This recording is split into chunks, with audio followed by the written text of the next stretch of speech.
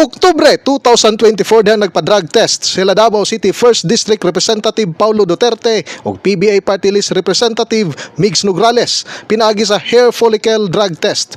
Ang duha pulos mga kandidato pagka-representante sa unang distrito sa Davao City sa eleksyon 2025. Din parehas nga nagnegatibo ang resulta sa maong drug test. Martes sa buntag nagpailawom sa hair follicle o urine drug test si Davao City Vice Mayor Aspirant Bernard Alag upat ka adlaw una ang midterm election.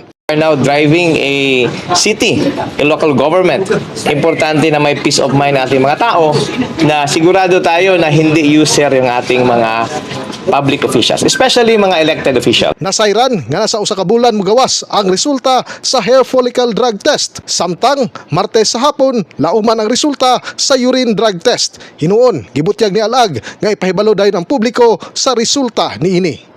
In the heart of changing lives, ako si Brigada Julius Pacot alang sa 93.1 Brigada News FM Davao, the Music and News Authority.